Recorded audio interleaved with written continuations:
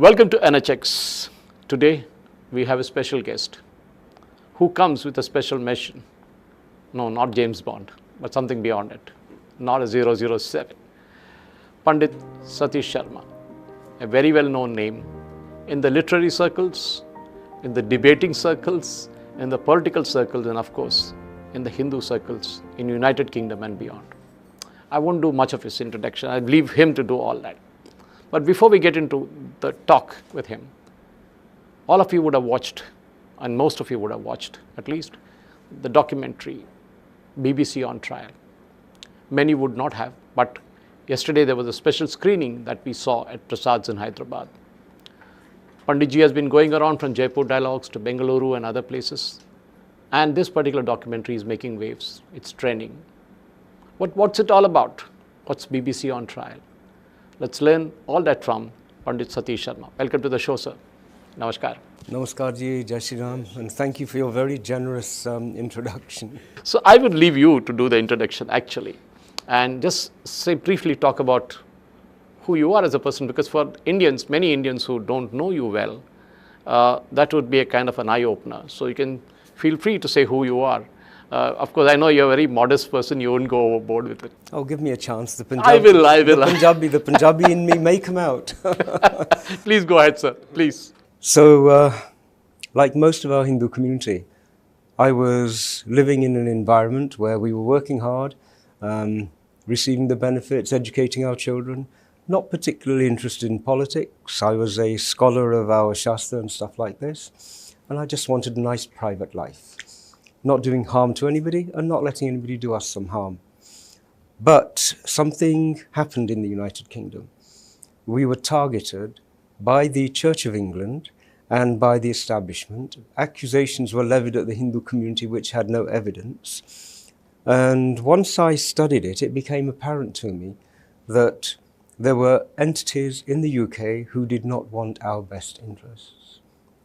And when I looked around, there were not many people who had either the background or the understanding to be able to engage at that level. I looked for somebody else. Who can I push forward to do this work? But there was nobody.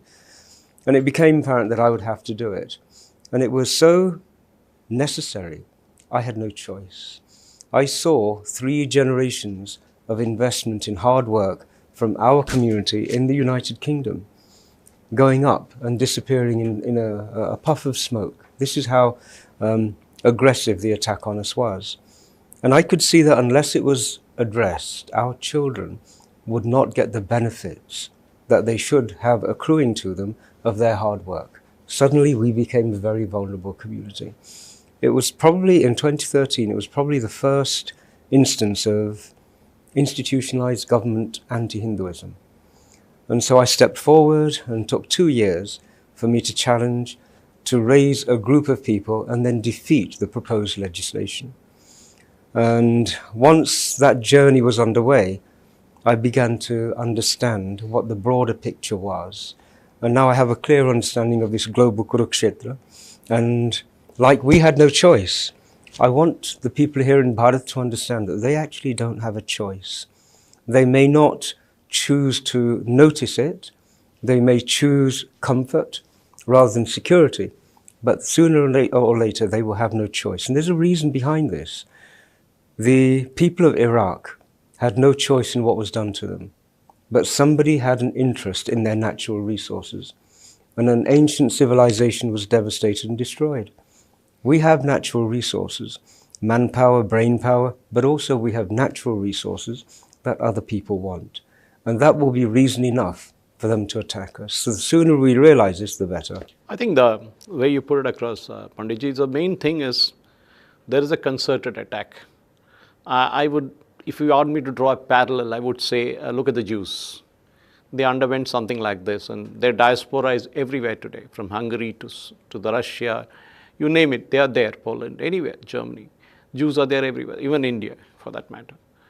The Jews were driven out of their homeland is a lesson for Indian also. That look, what can happen to Christians in Lebanon can happen to the Jews in their own homeland, and to other civilizations we can draw parallels.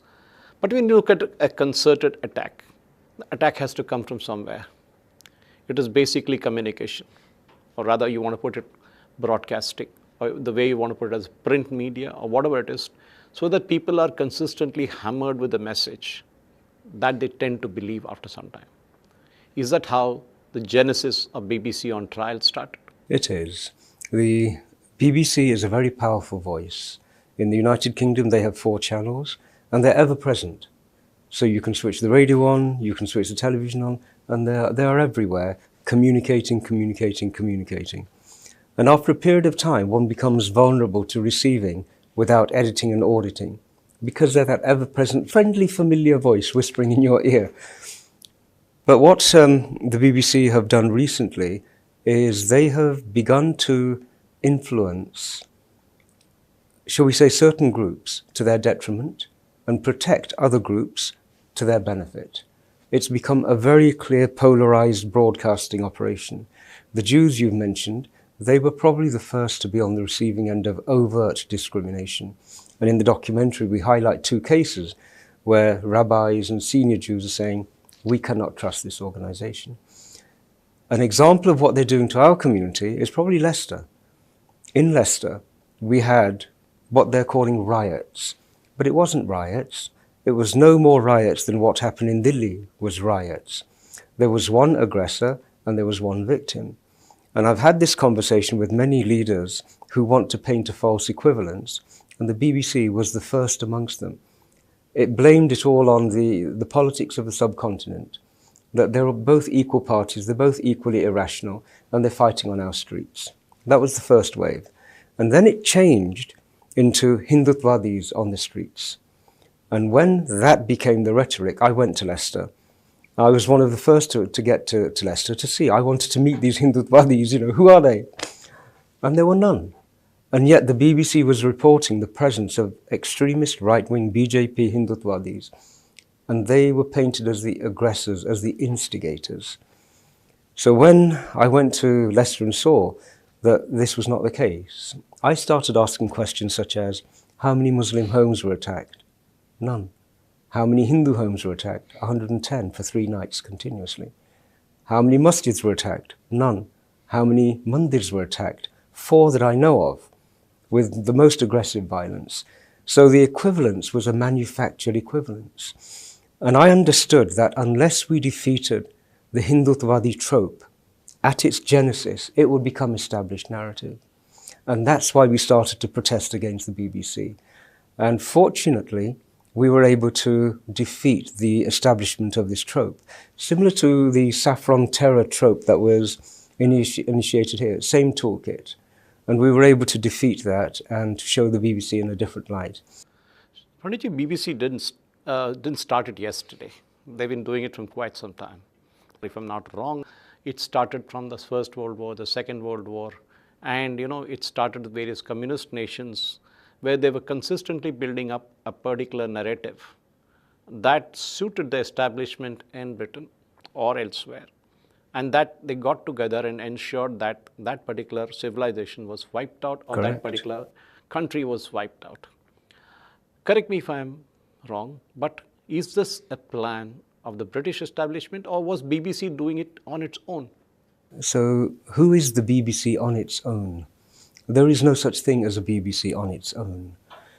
The establishment is a term that's often used, but nobody really seeks to identify who is the establishment. It's very carefully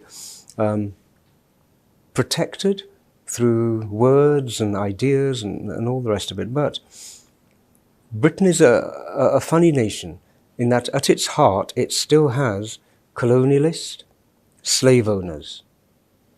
And they're found in the centre of London. In fact, there was a lovely statement made by Will Durant. He said, the Englishman is the finest of God's creatures, and there is nothing worse than the British. So he drew a distinction between the English and the British identity. And that distinction is really important. I know who the English are, I know their character, and the Scottish, and the Irish, and the Welsh. They're all very distinct indigenous identities. The British identity is a constructed identity. It's a colonizing identity which has colonized that little part of the world and tries to imprint upon them what it needs from them. So that colonialist identity is still there. It's still there. We see it's functioning in the theocracy. Britain has a theocracy. We see it functioning in the monarchy. Britain has a monarchy. It's a sham democracy. Once you scrutinize it and look at the tattva of what's happening in that country, you see that actually the British people believe they are in a democratic republic where their voice actually matters. But their voice didn't matter when Britain invaded Iraq. Their voice didn't matter when Britain joined the forces fighting in Ukraine. So whose voice is it that's being articulated in those biggest of decisions? That's the British voice that's being articulated. And the BBC is the British Broadcasting Corporation. So when you say BBC as a British Broadcasting Corporation, I think what has happened in the last decade or half, specifically after Modi ji came to power, was a systemic approach to degrade him. And when you say degrade Modi, it's obviously to degrade India because both are interconnected. So if you start with the 2002 riots and the famous 2023 documentary which BBC bought out just in time for the 2024 Lok Sabha elections, do you think there's a method in the madness? Yes, and madness is a really well-chosen word. From our dharmic perspective, a person who is willing to undermine whole societies and destroy the accumulated labor of millions of people. Just think of how hard everybody is working in their own little family environments to make a living and to contribute to the state. 1 billion people working hard to build a future for themselves. When you have somebody or a group of people who are willing to wipe that out because they want to get access to resources or a strategic advantage, that is madness. From the dharmic point of view, that is I would go as far as to say it's sociopathic, it's psychopathic. And tragically, those people who establish their global empire, if you do a psych profile of them, you will tick all the boxes to see psychopathic and sociopathic. So there is madness there, but it is madness with a methodology. So when they say, I mean, you look at Goebbels' strategy during the Second World War, the way he rallied around Germany, nothing wrong with it. I mean, he was doing it for his country at the end of the day. And if you look at Hitler, okay, for all the things he did, he built Germany into a machine which today is very engineering-led country. But the point of view is simple. Why attack India? Is it because they still feel that they rule India? This is something we have to accept. And when I say we, I would say it's members of the Bharatiya civilization. We represent a way of existing which is diametrically opposite to the basis of their civilization. We want to live in harmony with the planet. We recognize that all of life has equal rights to be the beneficiary of a fruitful and enjoyable life on this earth. I was talking earlier to a dear friend, and I was saying that our philosophy is to have the maximum of anand, the minimum of suffering, either for ourselves or anybody else, and the minimum of consumption. Those are the foundations of our tradition. But there are other people who want the maximum of anand. They do not care whether they impose the maximum of suffering on other people in order for them to get that, and they have no concept of minimizing consumption. So there are two diametrically opposing civilizational views.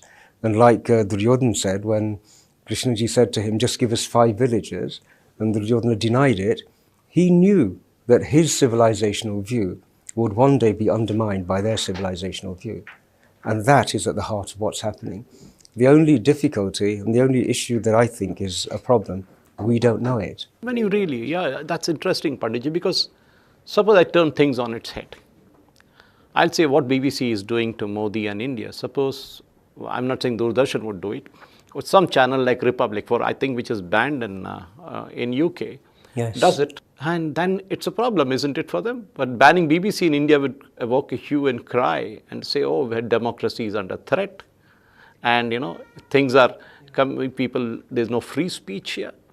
But suppose Indian media tomorrow runs down, I'm just saying hypothetically, the British monarchy or even the British political system.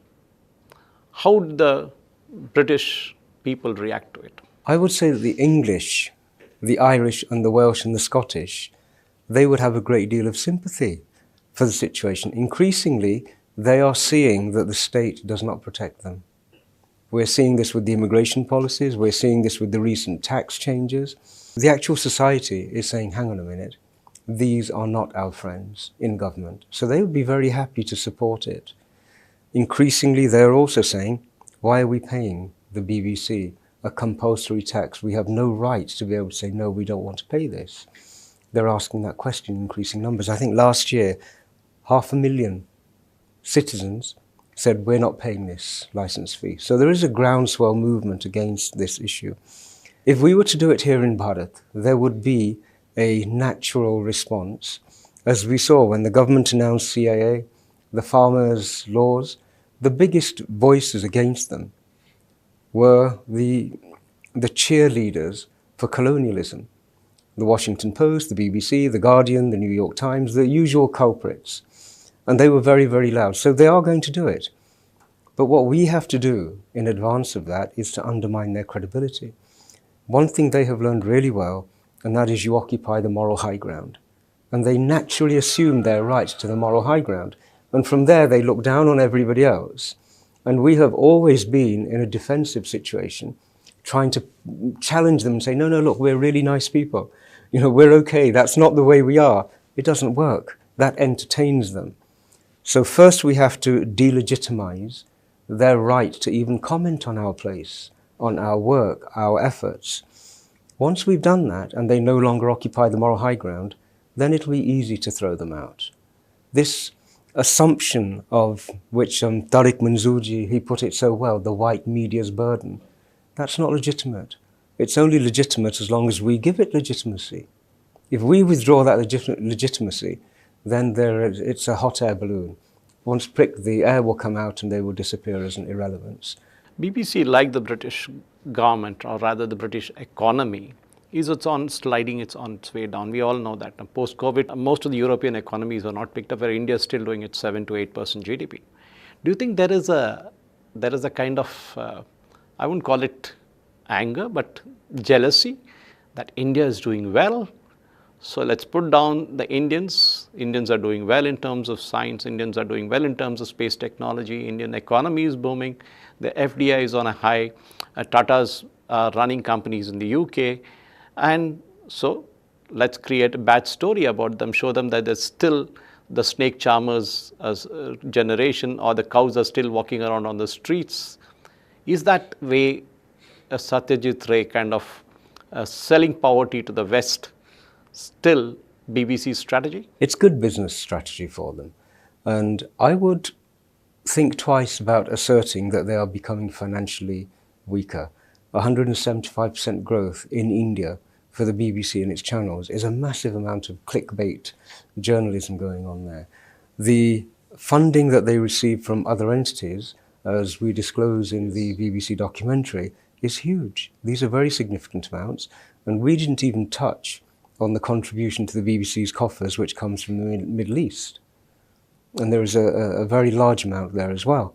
So they are financially robust.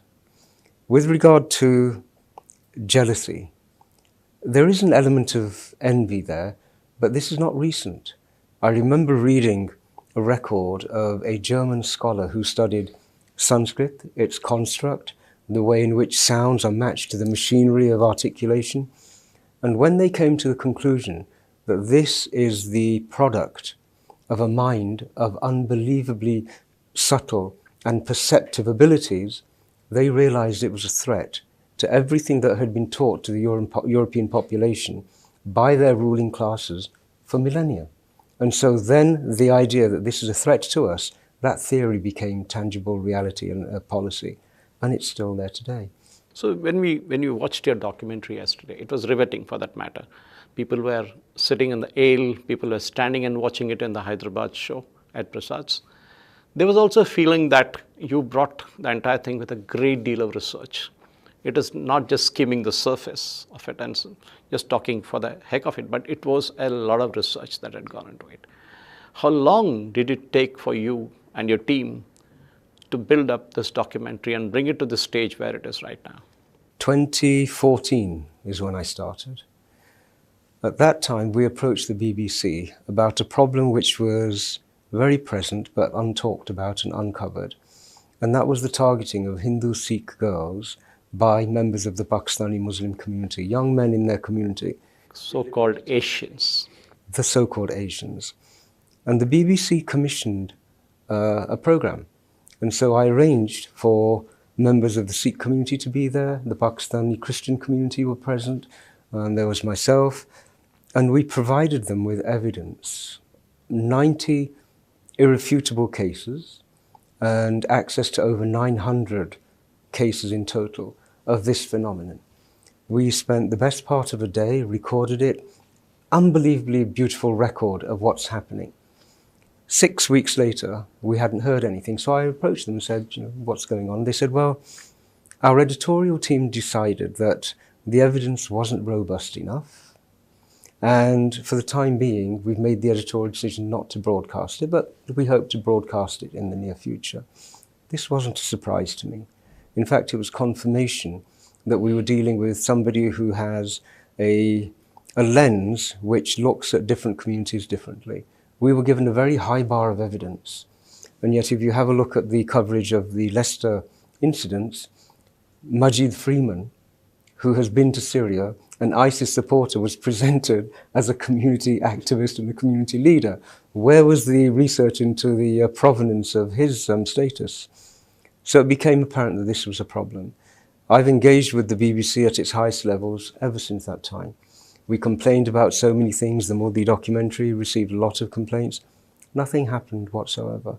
And so we thought we need to present this in a slightly different manner. We need to gain their attention in a different manner. And so all the research and the documents that I'd been working with came into very useful, shall we say, content. But equally, I had appointed a gentleman to do research on pointers. I want to know exactly who the founding father of the BBC was. We did research into his diaries. And then suddenly we came across a treasure trove of people who have been scrutinizing the BBC, but have never really got any prominent attention. And the evidence just unfolded in front of us. So we had to find a way in which to share that evidence and hopefully change the consensus. I mentioned yesterday that when Indira Gandhi died, Rajiv Gandhi, I think it was, who said, I'm waiting for the BBC to tell us. And that was their prominence. And yet we had to create an environment in which such a powerful presence in our thinking could be overturned. And so the documentary was really a presentation of that. And we're hoping it's going to prepare the way for further activity. We're not going to get change just by raising awareness. That's a prerequisite.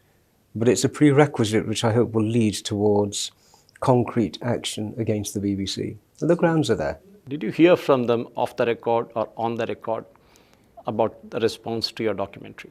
I know they're aware of it. I know that it's been discussed at director level.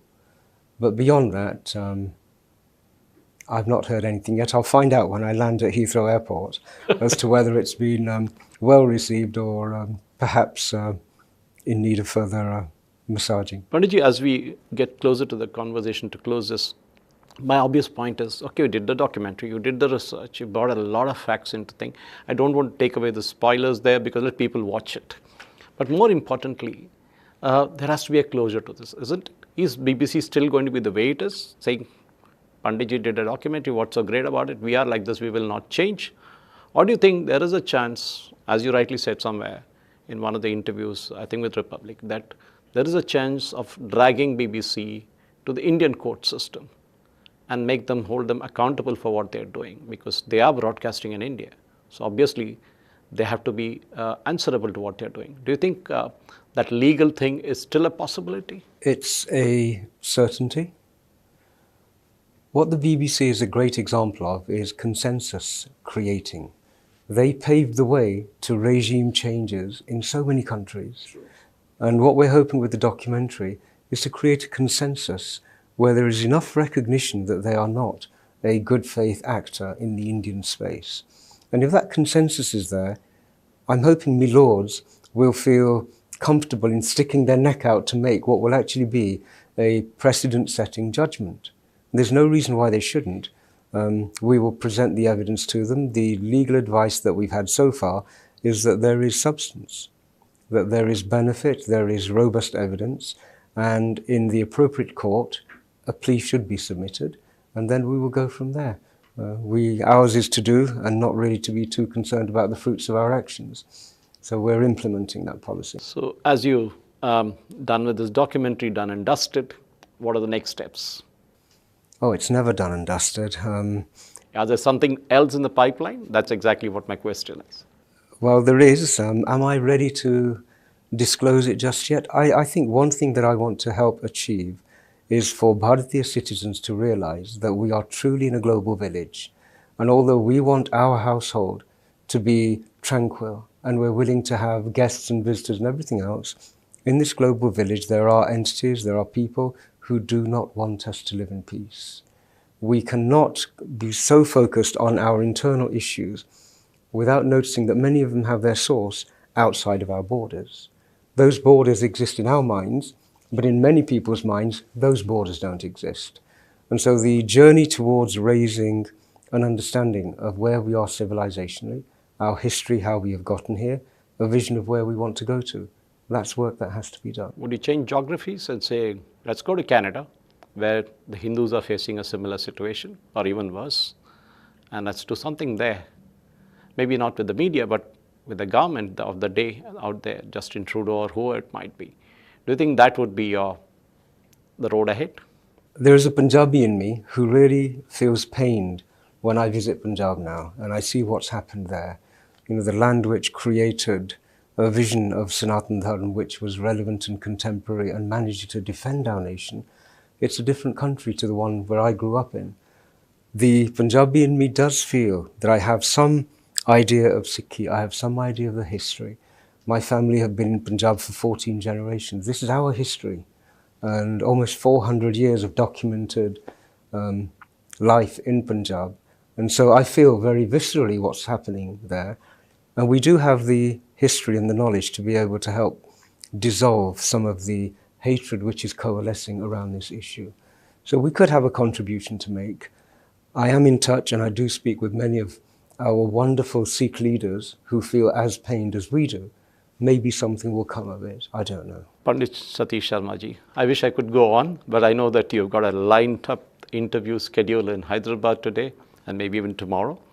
So it was wonderful speaking to you. And next time you are in Bhagyanagar, we will have more extended conversation on the new projects that you come up with. And of course, going beyond just the BBC into how the Indian civilization is today making a remarkable comeback, a pushback if you can call it, saying that, look, we don't take this lying down.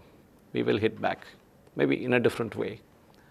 Thank you very much and dhanyavad. Suresh, it's my pleasure. I think back to when we first met, who could have expected that we would take a journey which has brought us to this place? It's been a real pleasure. Thank you very much for the opportunity. Thank you. Jai Shri Ram. Jai Shri Ram. Ladies and gentlemen, that was Pandit Satish Sharma ji. The way he speaks, you could kind of listen in rapt attention for a couple of hours at least. I've heard him before. But that's not the case here. The case is that he's fighting a battle for all of us. And that is what every Bharatiya needs to understand.